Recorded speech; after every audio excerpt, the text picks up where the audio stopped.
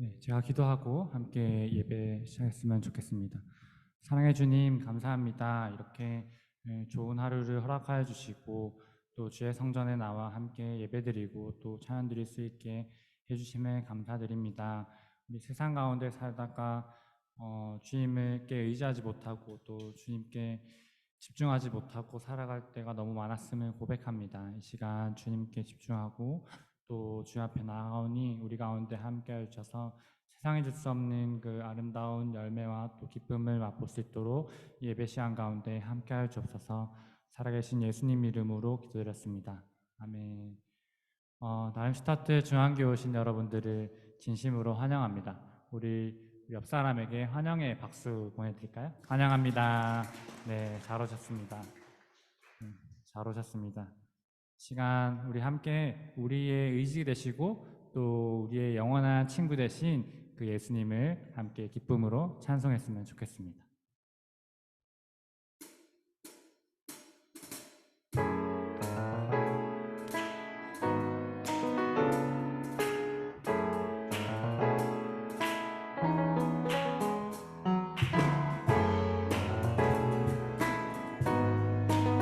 의지할 곳 되시고 우리의 친구 되신 그 주님의 이름을 함께 찬송합시다. 내가 늘 의지하는 예수, 나의 상처 입은 심령을 불쌍하게 여기사 위로하여 주시니 미쁘신 나의 좋은 친구. 내가 의지하는 예수, 나의 사모하는 친구. 나의 기도들을 응답하여 주시니 미쁘신 나의 좋은 주의 손 의지하고 나를 해할 자가 없도다. 주님 나의 마음을 크게 위로. 아멘. 미쁘시 내가 의지하는 예수, 나의 사모하는 친구. 나의 기도들에 응답하여 주시니 미쁘신 나의 내가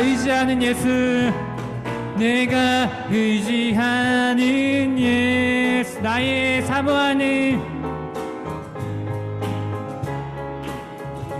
나의 기도들에 응답하여 주시니 미쁘신 나의 좋은 친구.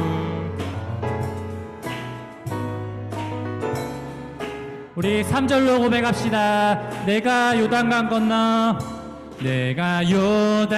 건너가며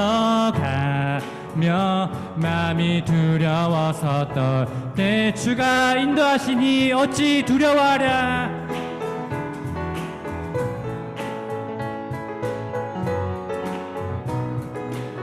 내가 천국에 올라가서 모든 성도들과 다 우리들을 구하신 주를 찬양하리라. 주를 찬양. 아멘. 미쁘신 나의 좋은 친구. 내가 의지하는 나의 사모하는 나의 기도들을 응답하여 주시니 미쁘신 나의 내가 의지하는 예수, 나의 사모하는 친구. 나의 기도들을 응답하여 주시니. 아멘. 우리 연주로 주님께 찬양 드립시다.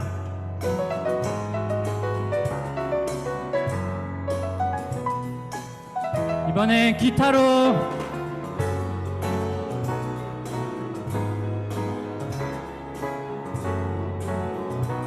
우리의 목소리로 내가 의지하는 예수, 나의 사모하는 친구 나의 기도들을 응답하여 주시니 미쁘신 나의 조 내가 의지하는 예수 내가 의지한 나의 사모하는 나의 기도들을 응답하여 주시니 미쁘신 나의 좋은 친구 아멘. 우리의 길을 꽃 되시는 주님 날마다 우리를 함께 하시는 그 주님의 이름을 찬송합니다.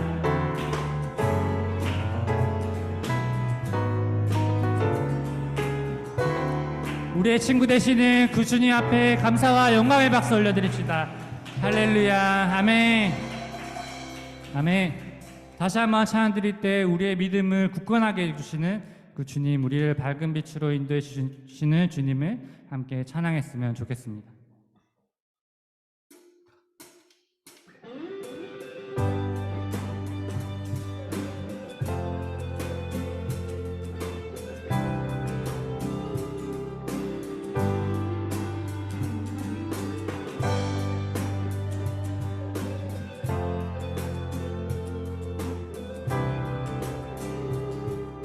여기에 모인 우리 여기에 모인 우리 주의 은총 받은 자여라 주께서 이 자리에 함께 계심을 아노라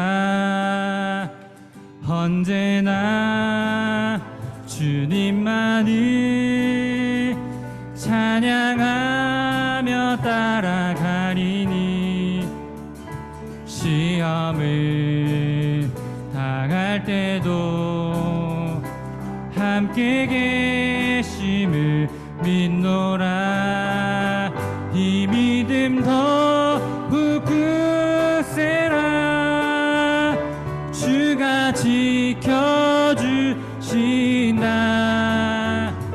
어두운 밤에도 주의 밝은 빛 인도하여 주신다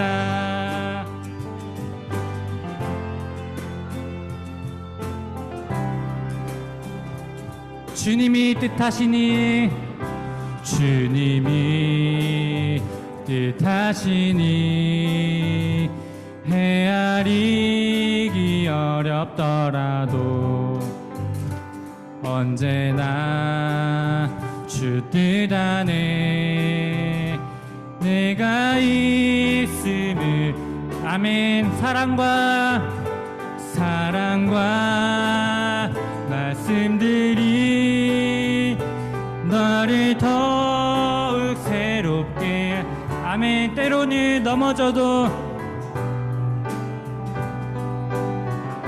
최후 승리를 믿노라 이 믿음 더욱 굳세라 주가 지켜주신다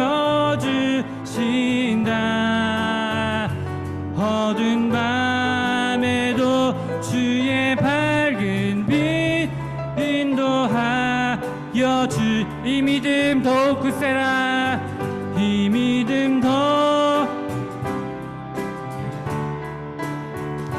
주가 지켜주신다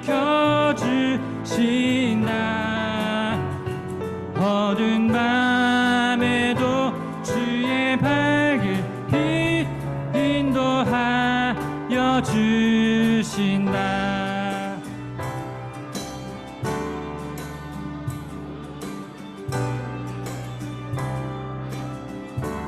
아멘. 어두운 밤에도 우리를 밝은 빛으로 인도해 주시는 그 주님을 찬양합니다. 여기에 모인 우리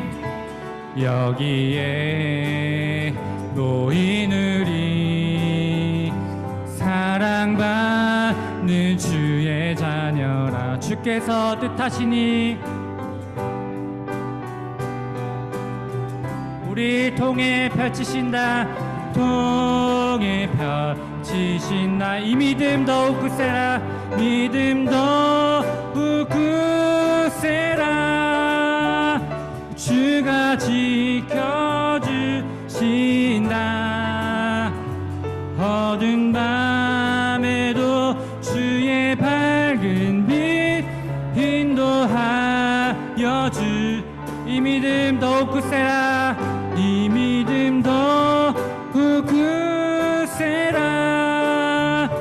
주가 지켜주신다. 어두운 밤에도 주의 밝은 빛 인도하여 주신다. 아멘. 주님께서 우리 삶 가운데 함께 하시며 우리를 밝은 빛으로 인도해 주실 것을 믿습니다.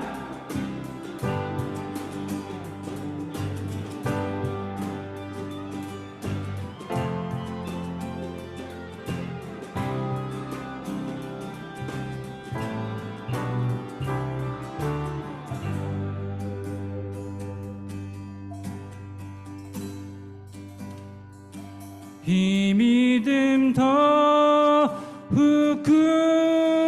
굳세라. 주가 지켜주신다.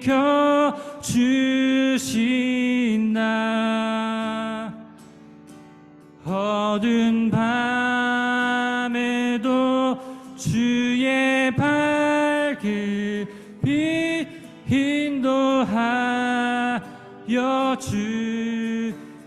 다시 한번 이 믿음 더욱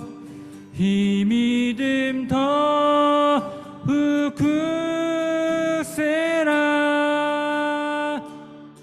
주가 지켜주신다.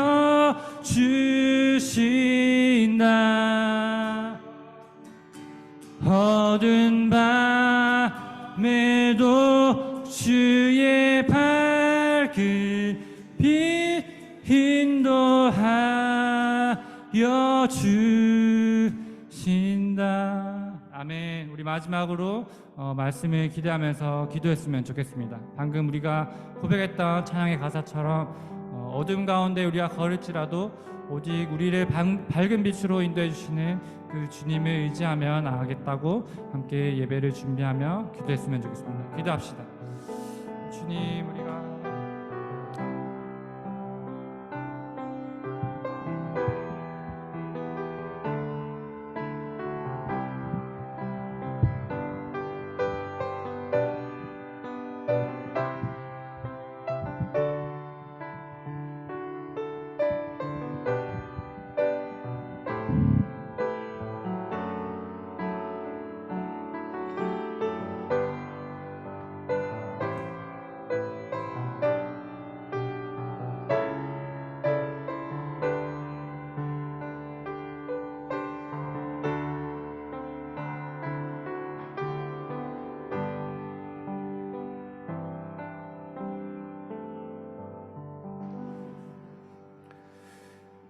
오늘은 성령 강림 후 11번째 주일입니다. 성령 하나님은 우리 안에서 역사하시며 예수님이 십자가에서 이루신 구원을 이루어 가시는 하나님이십니다. 그 성령 하나님의 충만함을 소망하며 예배 드리겠습니다. 모두 자리에서 일어나십시오.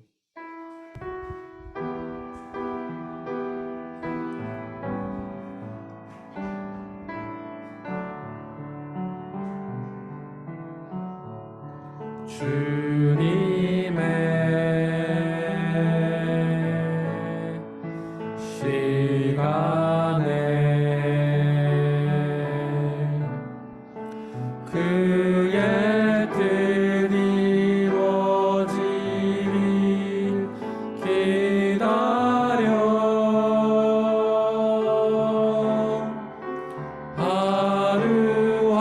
하루하루 살 동안 주님 인도하시니 주 뜻 이룰 때까지 기다려 기다려 그의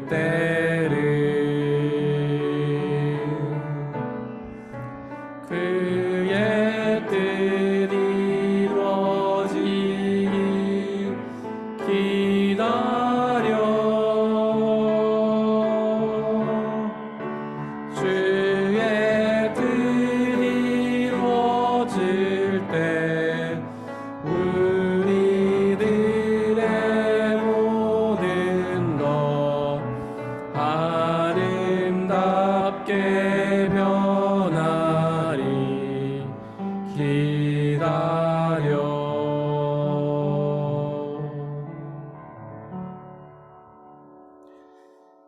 내 영혼아 주님을 찬송하여라.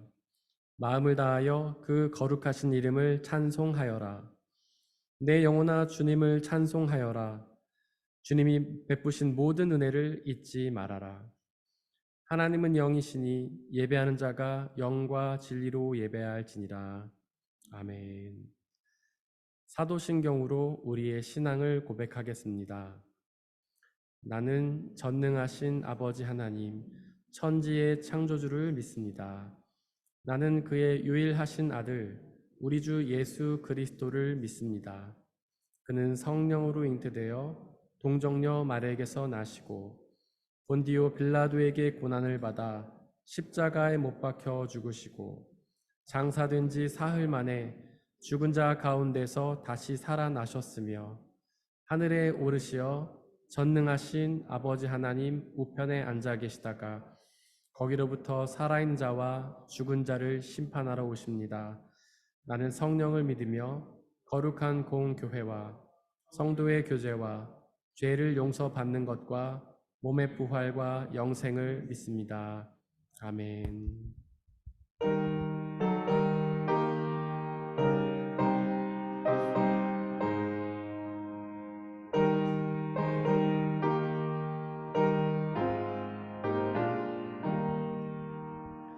성령의 봄바람 불어오니 믿음의 새싹이 움터오고 성령의 단비로 흡족하니 메마른 영혼을 적셔주네.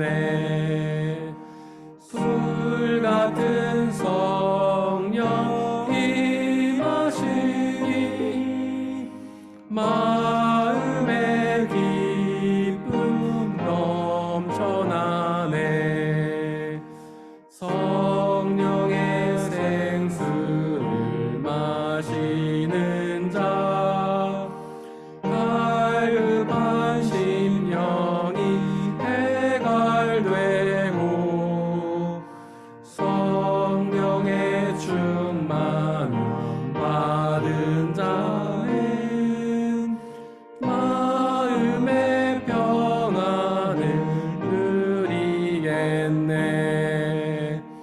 성령의 감동 받은 자는 주님의 사랑 깨닫겠네. 성령의 은사를 받은 자는 시기와 질투가 사라지고 성령의 지혜를 받은 자는 이웃과 한 형제 되었도다. 성령의 권능 받은 자는 사랑의 복음 전파하세. 우리 주 예수 그리스도의 평화가 함께 예배를 드리고 있는 모든 형제와 자매들에게 함께 하시기를 바랍니다. 아멘. 우리 옆에 계신 분들과 서로 평화 인사 나누고 자리 앉도록 하겠습니다. 주의 평화가 함께 하시기를 바랍니다. 주의 평화가 함께 하시기를 바랍니다. 주의 평화가 함께 하시기를 바랍니다. 박소중 집사님께서 저희를 대신해 기도해 주시겠습니다.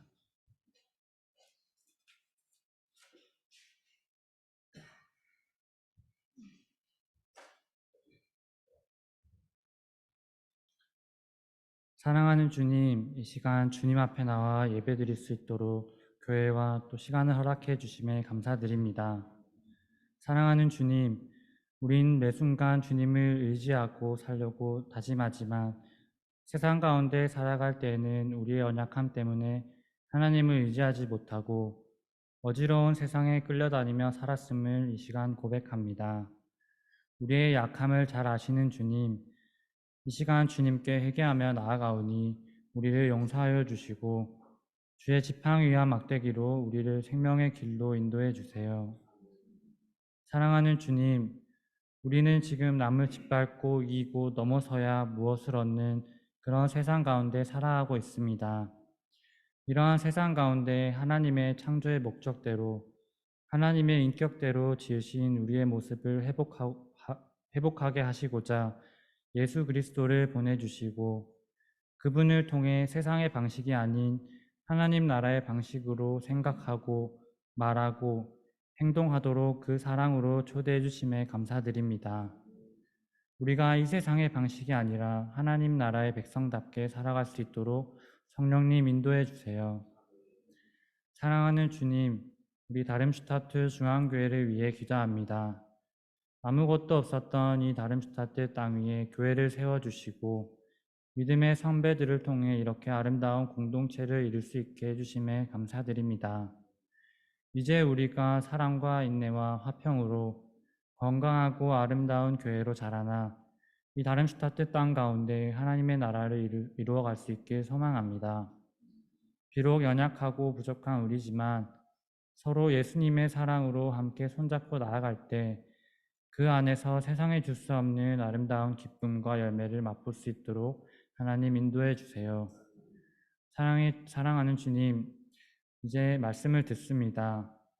저 천국 너머가 아닌 이 불안한 세상 가운데 하나님의 나라를 보여주신 주님, 그 주님을 의지하고 나아갈 때 말씀을 통해 내 삶이 회복되고 변화될 수 있도록 인도해 주세요.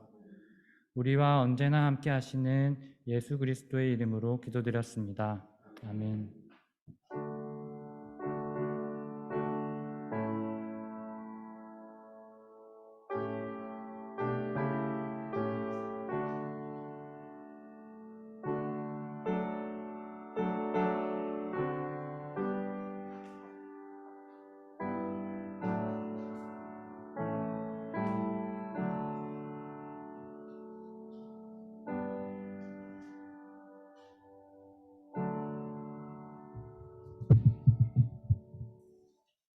오늘의 제1 독서는 전도서 7장 1절에서 4절입니다. 모두 주님의 말씀을 들으십시오. 좋은 이름이 좋은 기름보다 낫고 죽는 날이 출생하는 날보다 나으며 초상집에 가는 것이 잔치집에 가는 것보다 나으니 모든 사람의 끝이 이와 같이 됨이라. 산 자는 이것을 그의 마음에 둘지어다. 슬픔이 웃음보다 나음은 얼굴에 근심하는 것이 마음에 유익하기 때문이니라. 지혜자의 마음은 초상집에 있으되 우매한 자의 마음은 혼인집에 있느니라. 이것은 거룩하신 하나님의 말씀입니다. 아멘.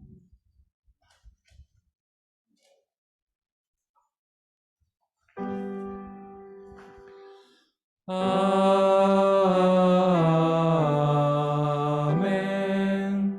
아멘.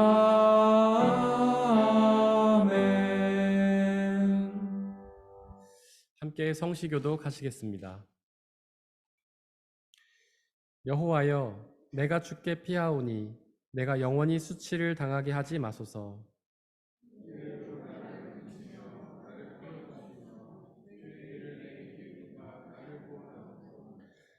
주는 내가 항상 피하여 숨을 바위가 되소서. 주께서 나를 구원하라 명령하셨으니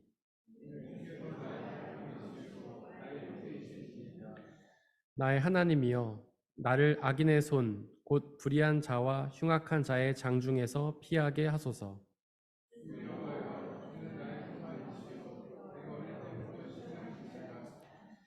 내가 모태에서부터 주를 의지하였으며 나의 어머니의 배에서부터 주께서 나를 택하셨사오니 나는 항상 주를 찬송하리이다. 아멘.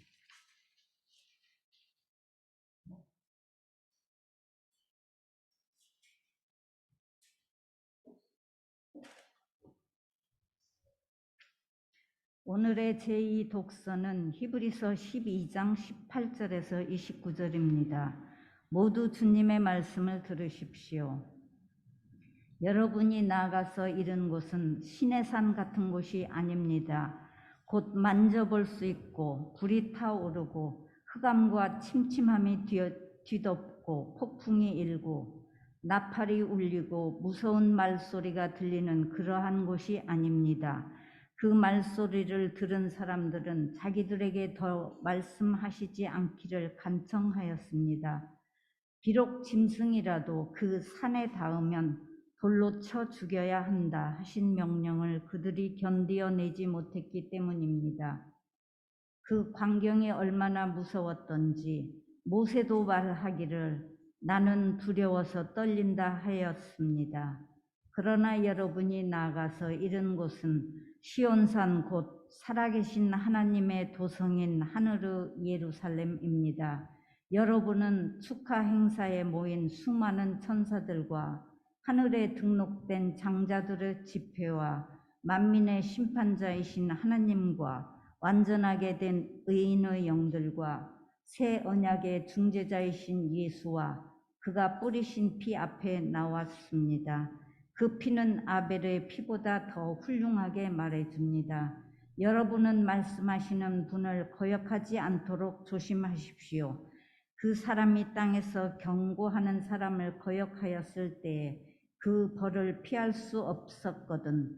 하물며 우리가 하늘로부터 경고하시는 분을 배척하면 더욱더 피할 길이 없지 않겠습니까?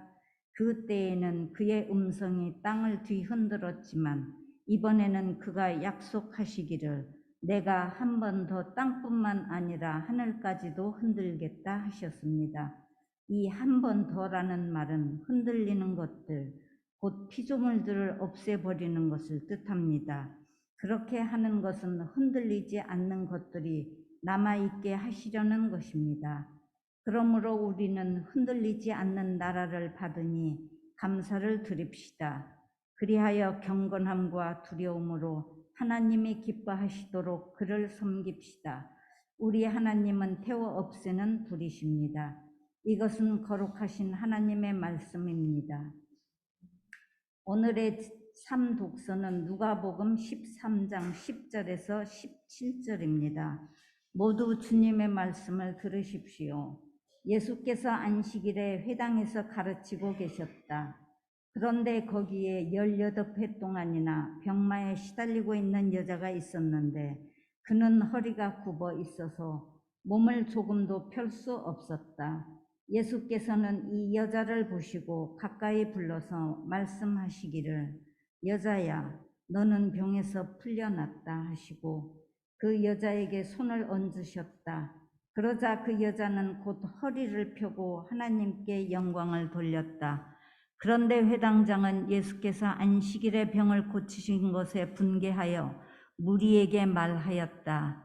이를 해야 할 날이 엿새가 있으니 엿새 가운데서 어느 날에든지 와서 고침을 받으시오. 그러나 안식일에는 그렇게 하지 마시오. 주님께서 그에게 대답하셨다. 너희 위선자들아, 너희는 저마다 안식일에도 소나 나귀를 외양간에서 풀어내어 끌고 나가서 물을 먹이지 않느냐?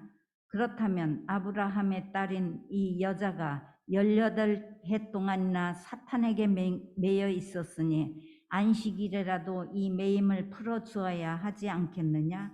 예수께서 이 말씀을 하시니 그를 반대하던 사람들은 모두 부끄러워하였고 무리는 모두 예수께서 하신 모든 영광스러운 일을 두고 기뻐하였다. 이것은 거룩하신 하나님의 말씀입니다.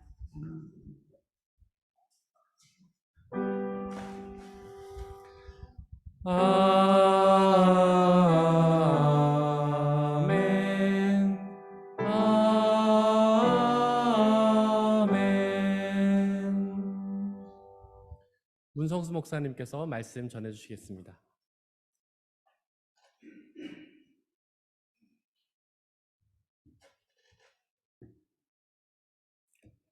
기도하겠습니다. 하나님 감사합니다. 하나님께서 허락하신 귀한 시간, 이 시간 우리 하나님께서 주시는 놀라운 은혜와 사랑을 저희들 기대하고 소망합니다. 성령께서 우리 한 사람 한 사람 심령을 어루만져 주시며 오직 주님의 말씀만 들을 수 있는 지혜를 저희에게 허락하여 주시옵소서. 듣는 귀를 열어주셔서 풍성하신 하나님의 은혜를 찬양하며 기뻐 돌아갈 수 있는 복된 시간 되게 하여 주옵소서. 전하는 자나 듣는 자 모두에게 다 같은 큰 은총을 베풀어 주실 줄 믿습니다. 예수님의 이름으로 기도합니다. 아멘. 지난 2016년도에 한국의 영재발굴단이라는 그런 TV 프로그램이 있었습니다. 지금도 하는지는 정확하게 모르겠지만 그때 상당히 제가 인상 깊었던 한 장면이 있었습니다. 만 4세 아이들을 모아놓고 이 아이가 영재인지 테스트를 하게 되었죠. 테스트했던 그 항목 중에 초등학교 5학년에 해당되는 선대칭 개념을 선생님이 아이들에게 만 5세 되는 아이들에게 설명을 했습니다. 다시 말해서 반으로 딱 접었을 때 양면이 똑같이 대칭을 이루는 것이 선대칭이다 이렇게 설명을 했습니다. 그러면서 예를 들어서 스마일 모양의 얼굴을 반으로 딱 접어서 펴서 보여주면서 바로 이런 것이 선대칭이다 이렇게 가르쳐줬습니다. 그리고는 여러 나라의 국기를 쫙 보여줬습니다. 거기에는 프랑스 국기, 캐나다 국기, 미국 국기, 대한민국 국기 등등 여러 나라의 국기가 있었는데 아이들에게 여기서 선대칭을 이루는 국기를 찾아보라 이렇게 이야기했습니다. 그랬더니 그 중에 승빈이라는 아이가 워낙 평상시에 국기에 관심이 많아서 보기만 해도 어느 나라 국기인지 딱 알 정도로 관심이 많아서 그 아이가 제일 먼저 손을 들고 얘기를 합니다. 캐나다 국기입니다 하면서 딱 뽑아서 보여줬습니다. 그래서 반으로 딱 접었더니 어떨까요? 단풍잎 든 그 캐나다 국기를 반으로 접었더니 정말 양쪽에 똑같았죠.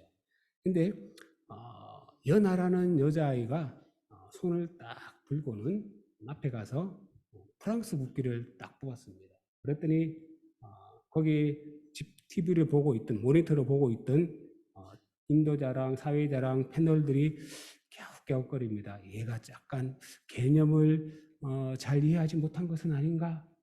근데 이 아이가 프랑스 국기를 딱 뽑더니 세로로 접는 것이 아니라 가로로 딱 접습니다. 그러자 그때서야 나왔던 TV 참석했던 패널들과 그리고 사회자가 왜 우리가 이렇게 생각하지 못했을까? 처음에 선생님이 세로로 접어주는 것에 거기에만 그냥 마음이 빼앗겨서 뭐든지 다 세로로 접어서 대칭을 이루는 것으로만 생각했지 가로로 아래로 접어서 대칭을 이루는 것은 전혀 대부분이 생각지 못했던 것이죠. 그러면서 이 영재라는 정도의 수준이 되는 아이들은 보통 아이들과 뭔가 다르게 볼 줄 아는 아이들이구나. 뭔가 어떤 계산을 잘하고 그런 것도 영역도 있겠지만 이 아이들에게 있어서 뭔가 보통 사람들과는 다르게 볼 줄 아는 안목, 이것이 바로 영재다. 이런 이야기를 한 적이 있죠. 이런 의미에서 신앙인들은 어떨까요? 신앙인들도 일종 다르게 볼 줄 아는 사람들이죠. 같은 사건, 같은 일, 그리고 상황을 보면서 그냥 모든 사람들이 다 예라고 할지라도 때로는 아니라고 볼 줄 아는 안목, 아니면 모두가 아니라고 할지라도 예라고 볼 줄 아는 안목이 바로 신앙인들이 가지고 있는 다른 점이 아닐까. 한 아들이 있었습니다. 아버지가 굉장히 자수성가해서 부를 이루었습니다. 그래서 거대한 저택에 살면서 한 번은 이 아들을 데리고 부에 대한 위력이 얼마나 뛰어난지 가르쳐 주기 위해서 이 아들을 데리고 예전에 자기가 살았던 시골에 갔습니다. 그리고는 자신보다는 훨씬 상대적으로 너무 빈약한 친구 집에서 농장에 머물면서 며칠을 지나게 되었죠. 그리고는 돌아와서 아버지가 아들에게 묻습니다. 아버지는 내심 부에 대한 그런 개념을 가르쳐 주기 위해서 우리가 얼마나 많은 부자고 또 돈을 많이 벌고 이렇게 사는 것을 이렇게 살기 위해서는 열심히 해야 된다. 뭐 이런 논리를 가르쳐 주려고 이제 아이에게 묻습니다. 아들아, 가난한 사람들이 어떻게 살았는지 잘 봤니? 너는 거기서 무엇을 배웠니? 그러자 이 아들이 하는 말이 네 아빠 정말 좋았습니다. 우리 집에는 개 한 마리밖에 없었는데 거기 갔더니 개들이 얼마나 많은지 우리 집에는 기껏해야 수영장 풀이 하나밖에 없는데 그 집에 갔더니 뒤에는 흐르는 강이 있고 그리고 또 시냇물도 있고 얼마든지 마음껏 놀 수 있는 잔디밭도 있고 얼마나 좋았는지 모릅니다. 그러면서 우리는 집에 오면 각각 방마다 TV가 있어서 그냥 집에 들어가서 TV 보는데 거기 갔더니 모닥불 펴놓고 밤하늘을 바라보면서 수많은 별들이 이렇게 멋지게 반짝인다는 것을 제가 처음 알았습니다. 아버지, 이런 멋진 것을 가르쳐 주셔서 감사합니다. 이렇게 얘기를 했다고 합니다. 이 아들의 눈에는 아버지와는 다른 것을 볼 줄 아는 안목이 있었던 것이죠. 전도서는 헛되고 덧없는 세상에 대한 고백입니다. 이렇게 헛된 세상 가운데서 하나님의 뜻대로 살아가는 인생의 지혜를 고백하는데 오늘 우리가 읽었던 7장 특별히 개역 개정판을 읽어주셔서 또 감사합니다. 저희 교회에서 개역 개정판 읽다 보니까 오면서 순간적으로 전에 왔을 때 3번 여기를 했던 것 같아서 이거 어떻게 해야 되나 조금 헷갈릴 수 있겠다 싶었는데 다행히 또 개역 개정판을 읽어주셔서 또 감사합니다.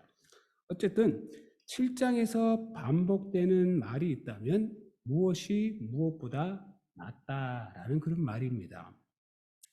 인생을 다르게 볼 줄 아는 안목을 뜰 때 오늘 읽었던 본문 말씀이 우리가 비로소 이해가 될 수 있을 것 같습니다.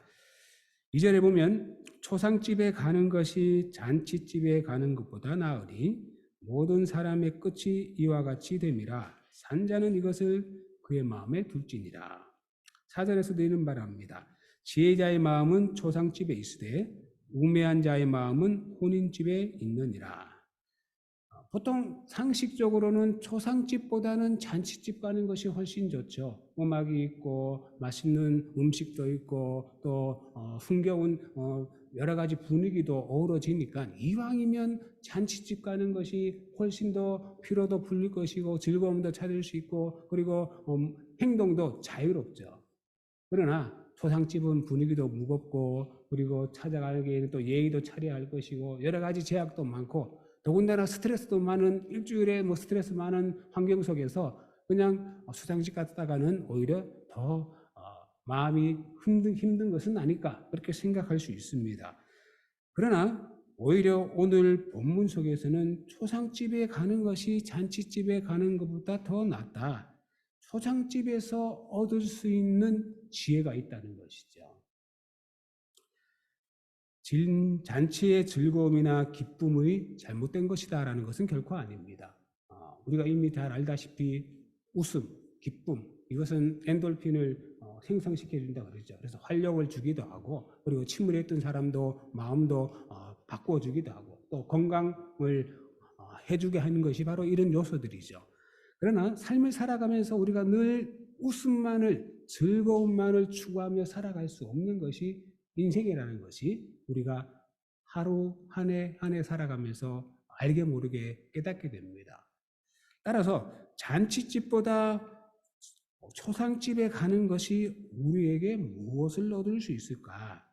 오늘 우리가 다르게 생각할 줄 알고 바라보는 관점을 얻기 위해서 우리는 어떤 지혜를 우리가 발견할 수 있을까?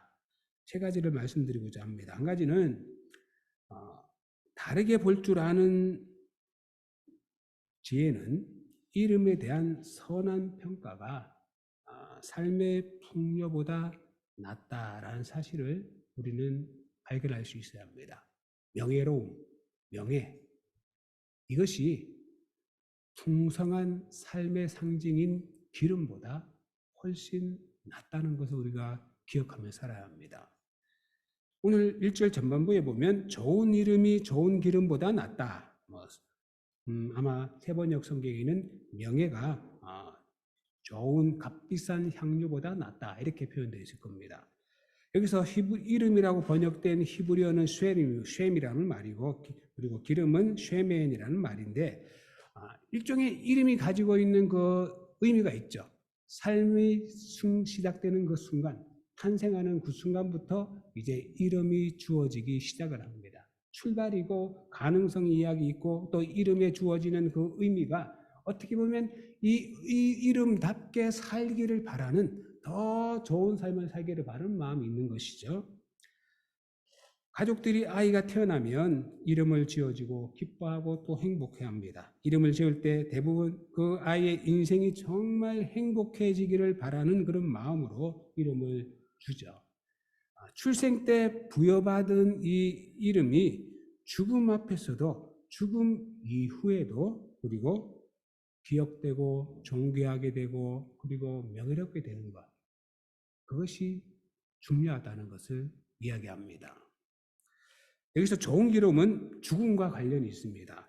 당시에는 시신에 어떻게 할까요? 향유를 바르죠. 그죠? 그래서 우리가 알고 있듯이 예수님께서 십자가에 못 박은 후에 죽으셨죠. 근데 막달라 마리아를 비롯해서 몇 명의 여인들이 예수님의 시신에 향유를 발라드리기 위해서 찾았지만 예수님이 계시지 않았죠.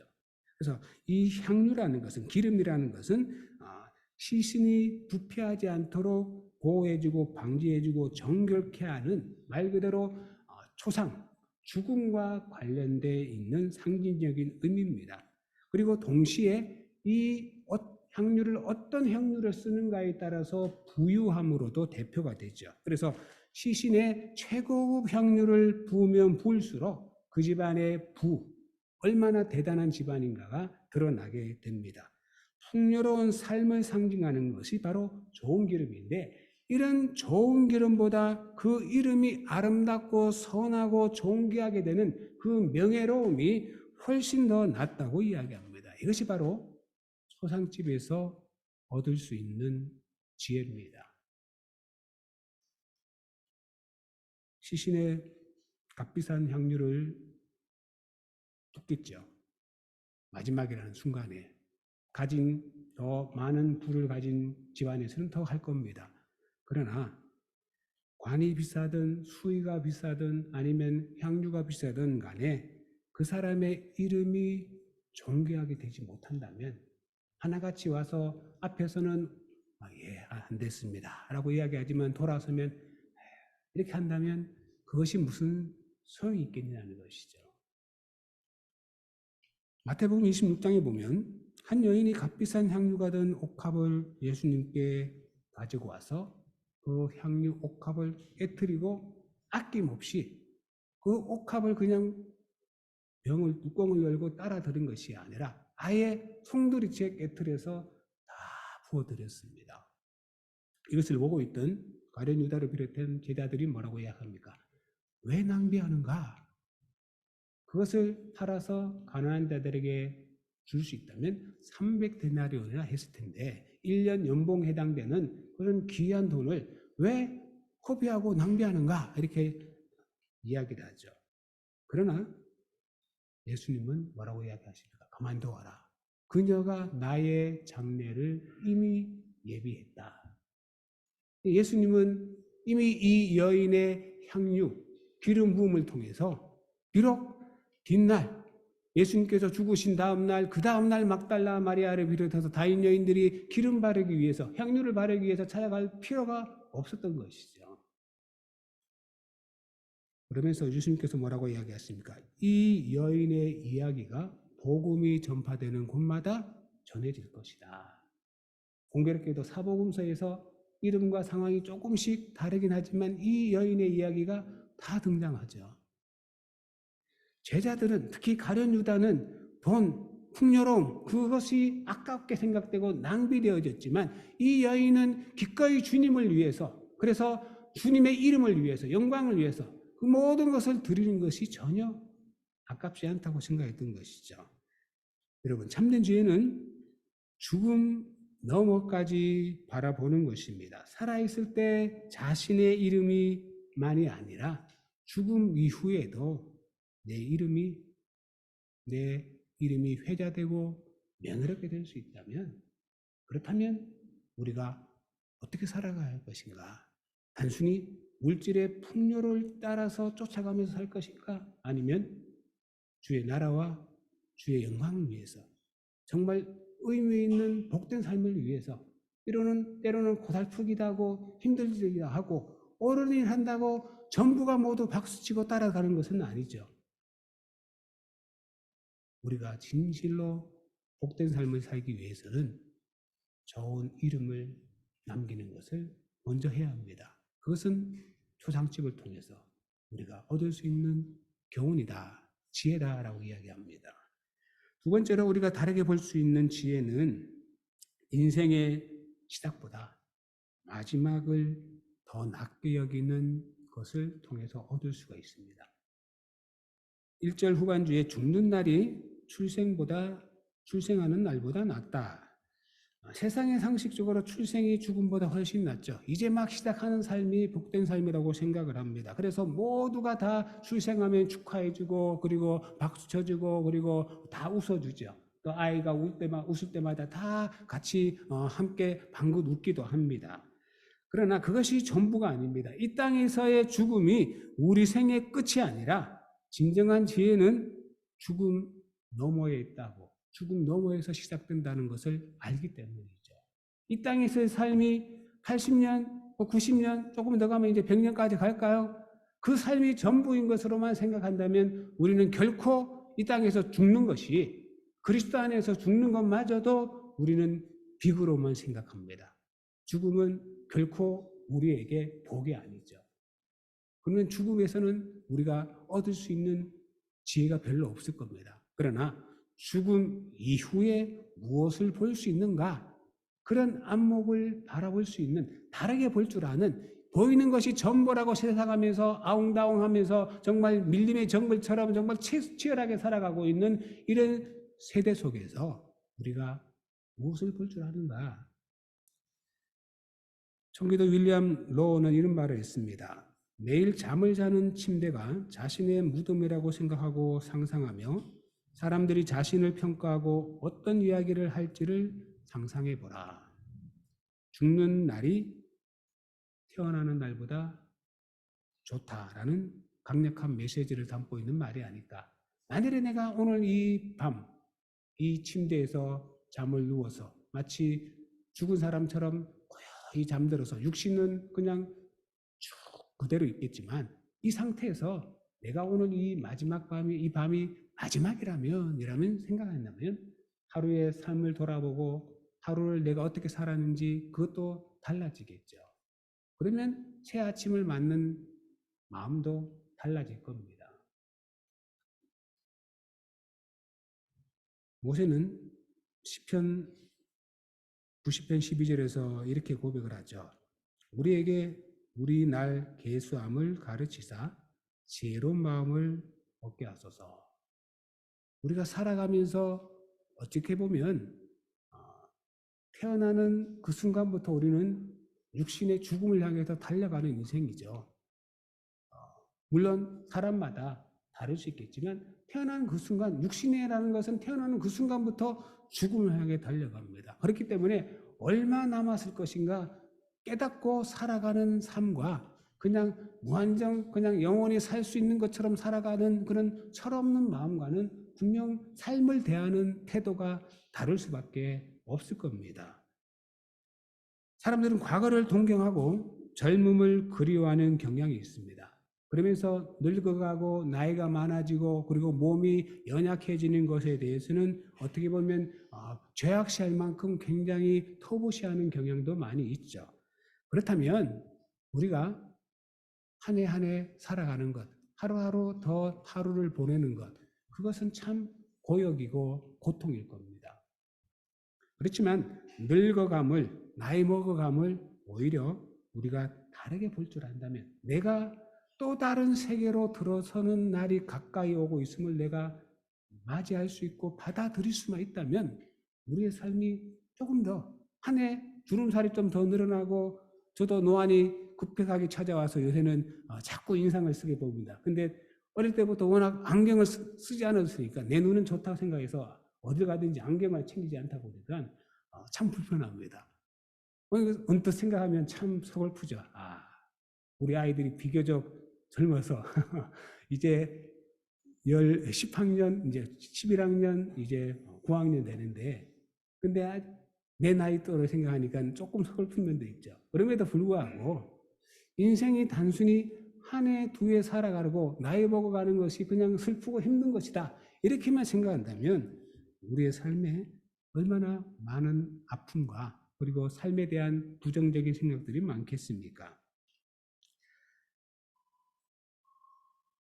죽음 앞에서 우리들이 새로운 마음을 가졌으면 합니다. 사람은 날 때와 죽을 때가 정반대여죠. 태어날 때는 울죠. 그렇지만 죽을 때는 오히려 평안과 기쁨을 안고 갔으면 합니다. 저희 아버지가 작년 4월 18일 날 소천하셨습니다. 위암으로 재발이 하셔서 제가 아버지가 와줬으면 좋겠다, 아마 마지막을 느끼셨는지 아주 와줬으면 좋겠다 이야기해서 부랴부랴, 다행히 부활절 끝나자마자, 부활절이 아니었구나, 부활절은 제가 한국에서 중으로 예배드리고 3월 마지막 주간에 한국으로 급히 들어갔습니다. 그러면서 힘들어하신 것을 보면서 마음이 참 저도 힘들었죠. 왜냐하면 누나 있고 저가 있는데 거의 뭐 아들은 사실 인간적으로 보면 제대로 해드린 게 없죠. 늘 해외에 있다 보니까 제대로 뭐 섬겨주기도 하든지 뭘 아무것도 못한 거죠. 그래서 한 2주가량을 앓으시다가 하나님의 부름을 받았습니다.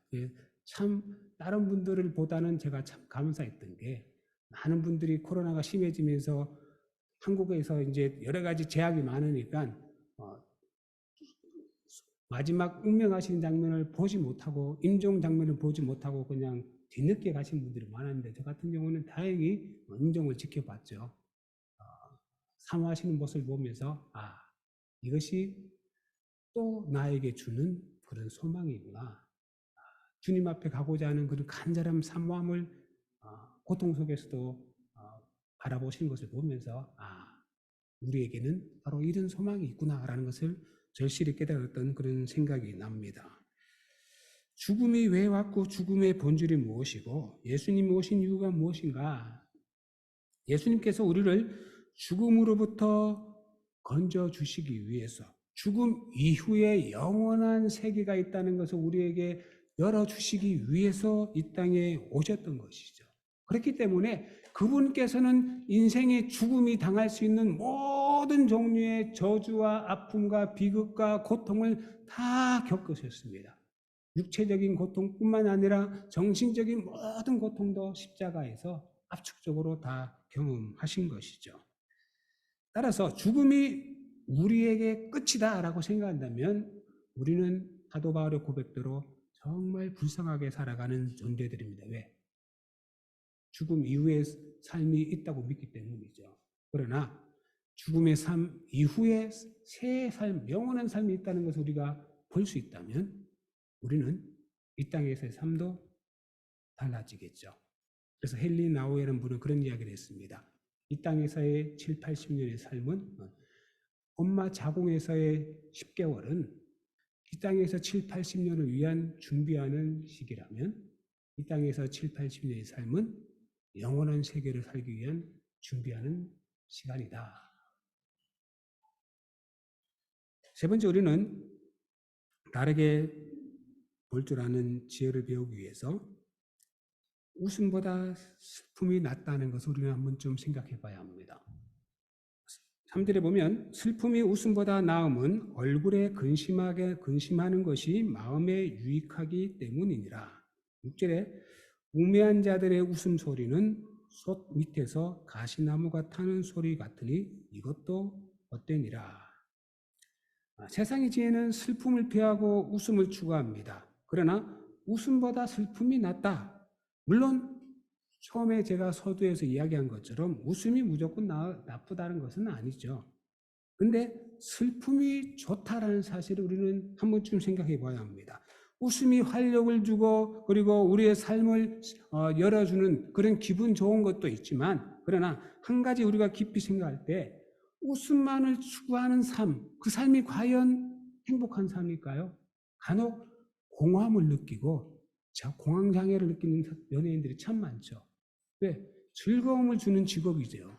웃음을 주고 쾌락을 주는 직업인데 한편에서는 그들은 굉장히 공허해하고 힘들어합니다. 웃음만을 추구하는 삶엔 어떤 함정에 빠질 가능성이 많으냐? 쾌락으로 빠질 가능성이 다분히 많습니다. 더 자극적인 것을 원하기 때문이죠. 그리고 그런 삶을 지속하면 교만해질 가능성도 많죠. 슬픔의 의미를 아는 사람은 진정한 웃음도 웃을 줄 압니다. 정말 진정한 그 고비를 넘겨본 사람은 작은 것에서도 만족을 느끼고 웃을 줄 알고 행복할 줄 아는 것이죠. 조상집에서의 슬픔을 깊이 경험해 본 사람은 진정한 기쁨이 무엇일까? 내 삶을 진짜 기쁘게 할 수 있는 것이 무엇일까? 그것을 알게 됩니다. 슬픔의 마음이 바로잡아주기 때문이죠.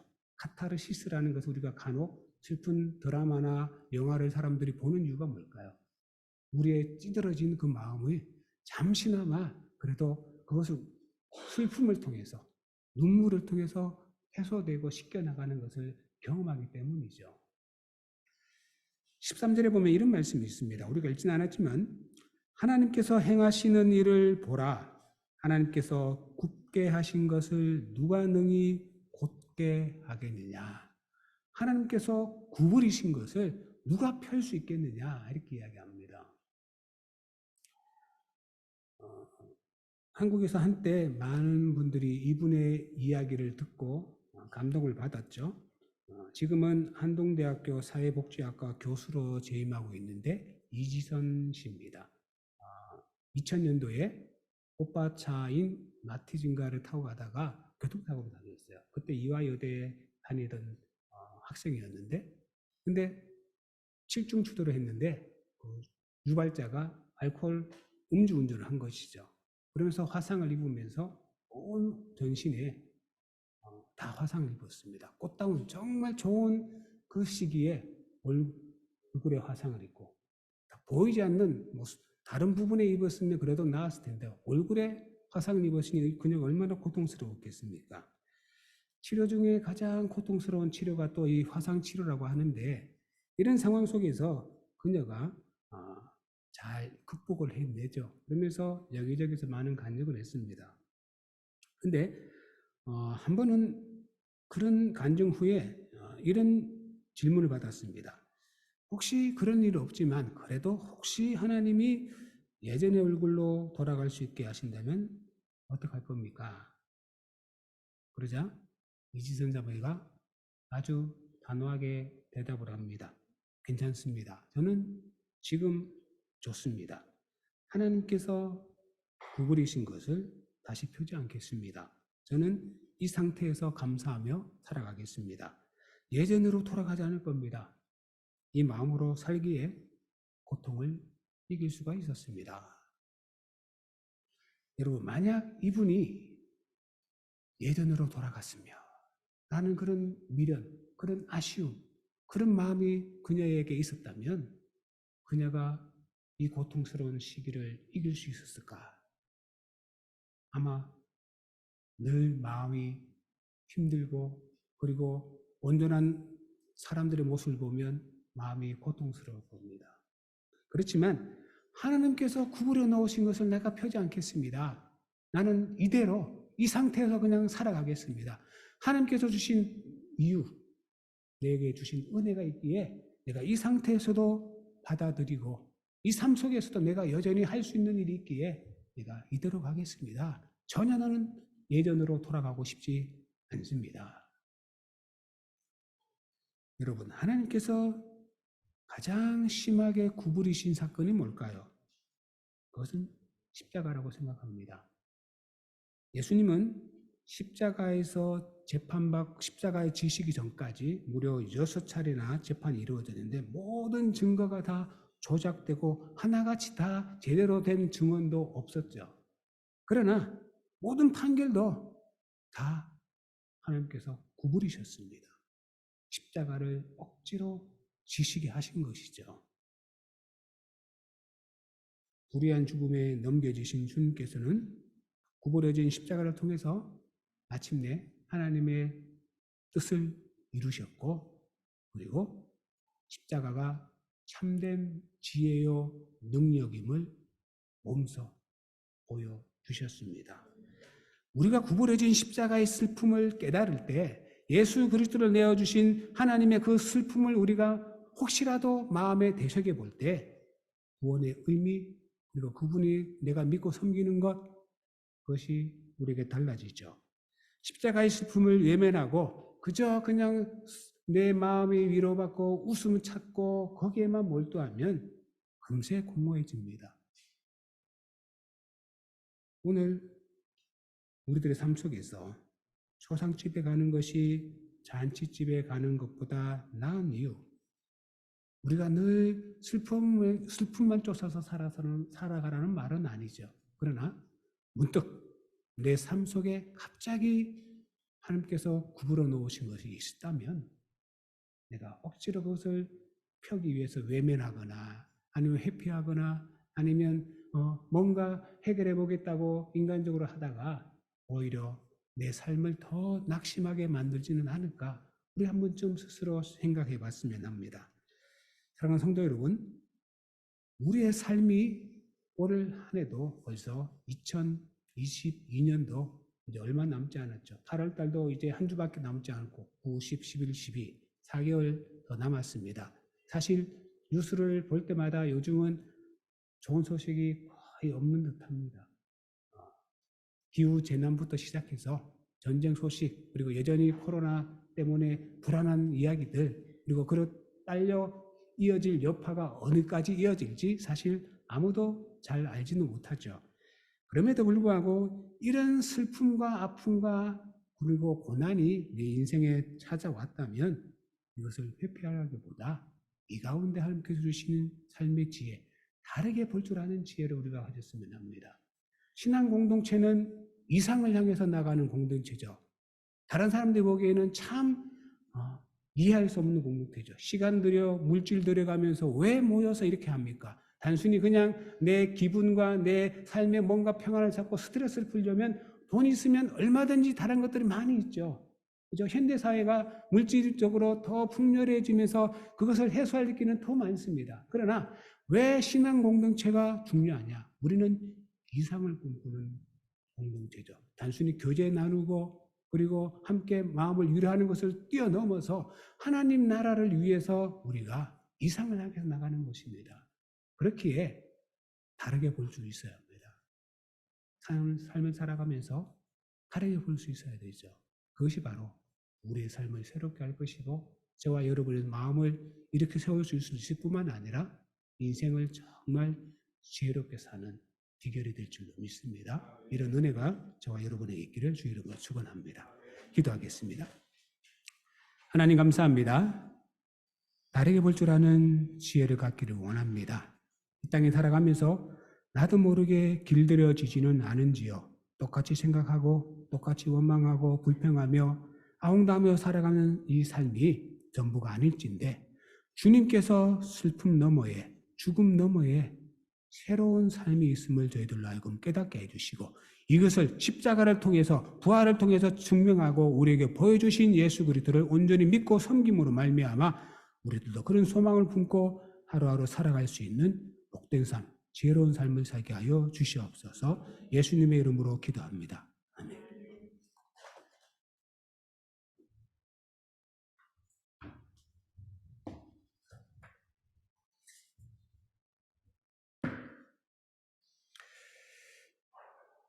주님이 가르친 기도로 함께 기도하겠습니다. 하늘에 계신 우리 아버지, 아버지의 이름을 거룩하게 하시며 아버지의 나라가 오게 하시며 아버지의 뜻이 하늘에서와 같이 땅에서도 이루어지게 하소서. 오늘 우리에게 일용할 양식을 주시고 우리가 우리에게 잘못한 사람을 용서하여 준 것 같이 우리 죄를 용서하여 주시고 우리를 시험에 빠지지 않게 하시고 악에서 구하소서. 나라와 권능과 영광이 영원히 아버지의 것입니다. 아멘.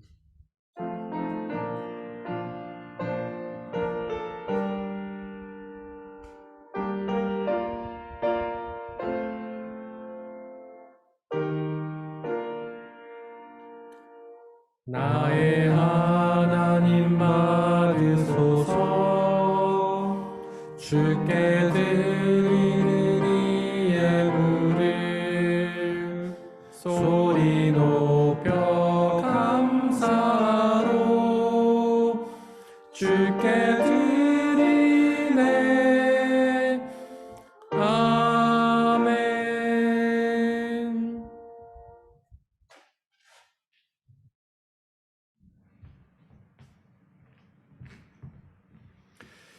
사랑하는 형제 자매 여러분들, 이제 여러분들을 성찬 예식으로 초대합니다. 성찬 예식은 하나님 나라 백성들의 기쁨의 잔치입니다.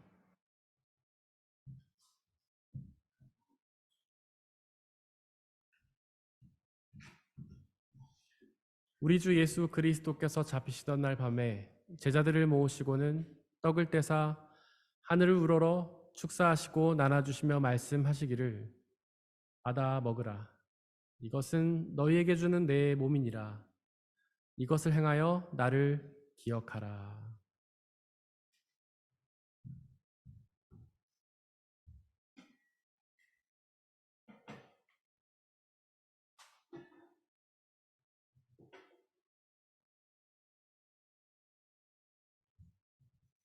또한 예수께서는 잔을 가지사 하늘을 우러러 축사하시고 나눠주시며 말씀하시기를 받아 마시라. 이것은 너희의 죄를 사하기 위하여 흘리는 나의 피, 곧 언약의 피니라. 이것을 행하여 나를 기억하라.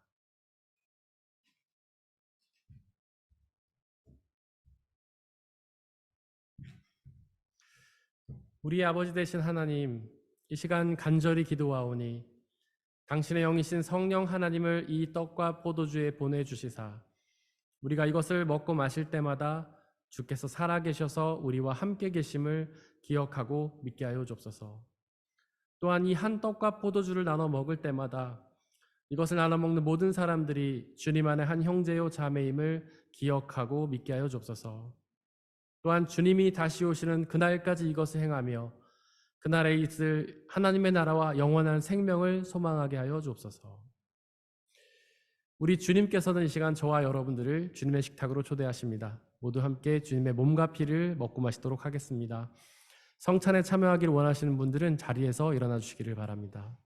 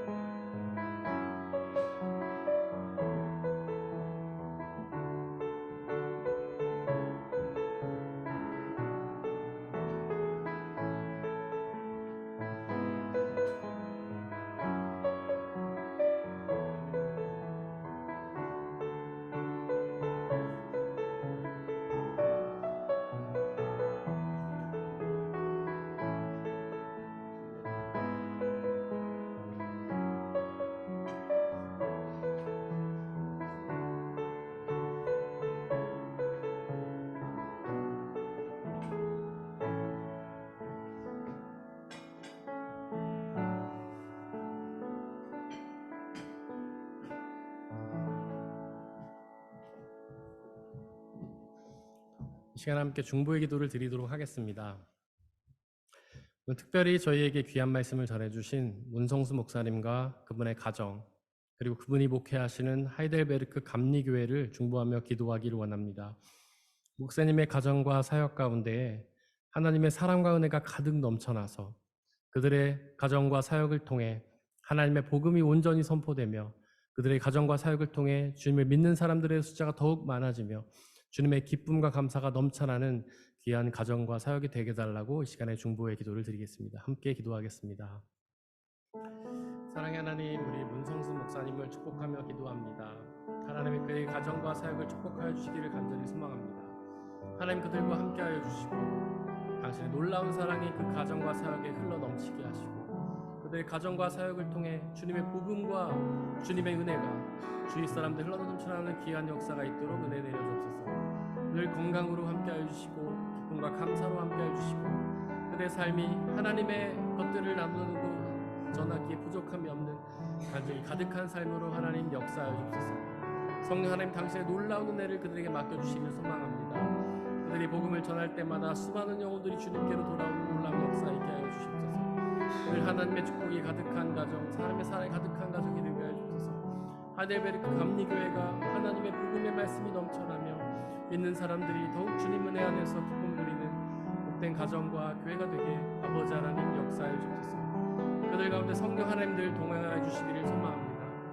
하나님이 그들의 마음과 함께하여 주시고 보혜사 성령 하나님께서 그들의 가장 기쁨이 되어주시고 도움을 허락하여 주시고 그들에게 하나님 미처 알지 못하는 것들까지 간구하여 주셔서 그들이 주님의 은혜 안에 거하며 성령의 은혜를 축복하며 주님의 은혜와 사랑을 주위 사람들에게 전하는 귀한 삶을 감정될 수 있도록 아버지 하나님 역사해 주시길 소망합니다. 지금 세상이 미처 알지도 못하고 깨닫지도 못하는 놀라운 은혜로 함께하여 주시고 성령 하나님 인도하여 주시고 역사해 주옵소서. 가정이 주님의 사랑과 은혜로 가득한 복된 가정이 될 수 있게 아버지 하나님 역사해 주시길 소망합니다. 성령 하나님 이끌어주시고 은혜 내려주시옵소서.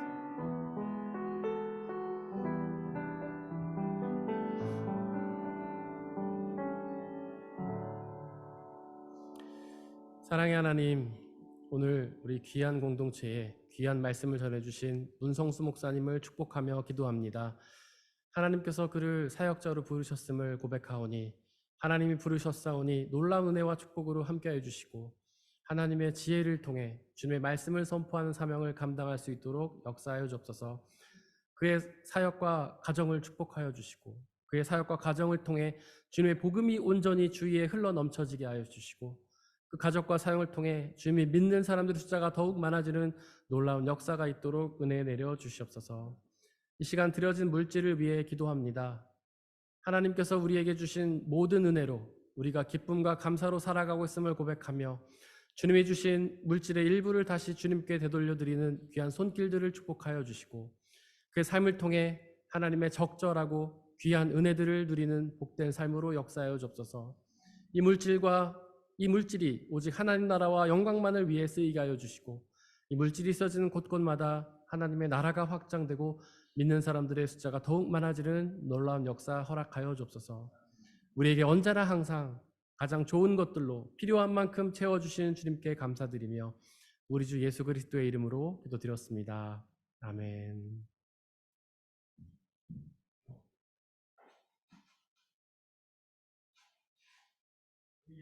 하신 모든 분들을 주님의 이름으로 환영합니다. 우리 옆에 있는 분들을 박수로 환영했으면 좋겠습니다.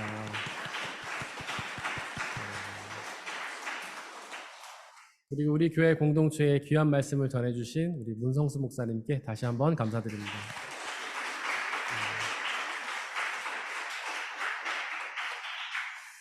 우리 김은 집사님, 최아라 자매님 한국 잘 다녀오셨습니다. 환영합니다.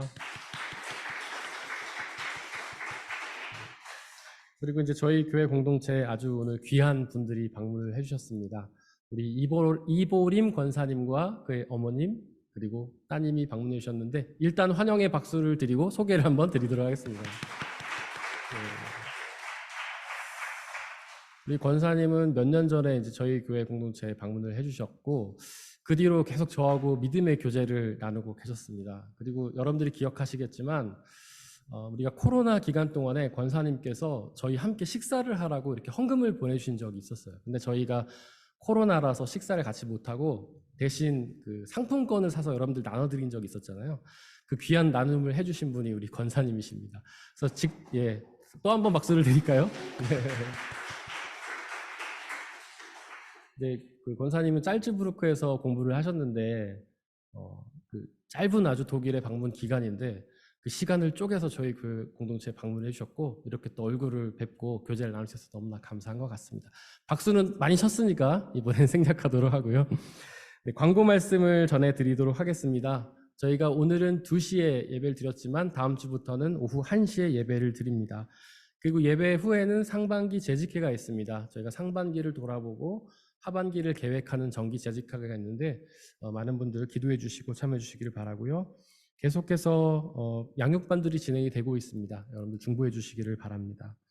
한 주 동안 저희가 중보해야 될 곳은 브라질 과라시교회 김창신, 김미숙 선교사님, 그리고 충주 함께하는 교회 이동명 목사님이십니다.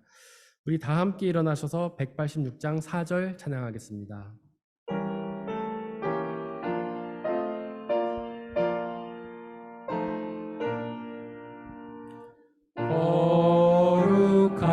거룩하신 주 성령 나의 마음에 계시사 망령된 일 없애고 홀로 주가 나소서.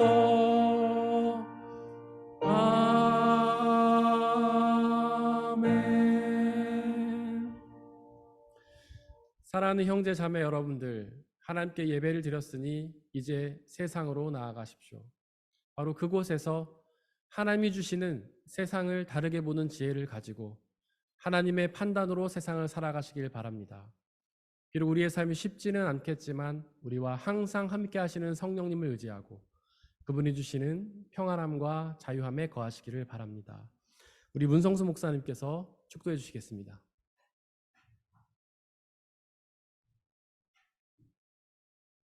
지금은 우리 주 예수 그리스도의 구속의 은혜와 하나님 아버지의 크신 사랑하심과 성령 하나님의 감화감동 역사하심과 위로하심과 교통하심이 이제 이 땅을 살아가면서 이 삶을 살아가면서 이 세대를 살아가면서 진실로 주님께 주신 지혜대로 다르게 볼 줄 아는 안목을 가지고 하늘나라를 바라보며 소망 가운데 여전히 힘차게 살아가기를 다짐하는 살아가는 모든 성도들과 그들의 모든 삶의 터전 위에 지금부터 영원토록 함께 하시기를 간절히 축원하옵나이다. 아멘.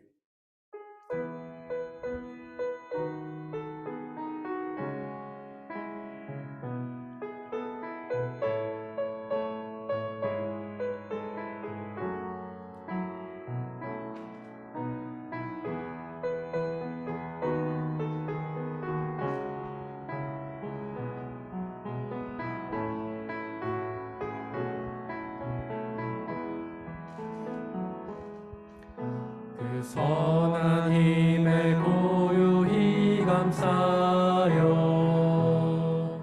그 놀라운 평화를 누리며 나 그대들과 함께 걸어가네. 나 그대들과 한 해를 여네. 그 선한 힘이 우릴 감싸시니 믿음으로 일어날 일 기대하네. 주 언제나 우리와 함께 계셔 하루 또 하루가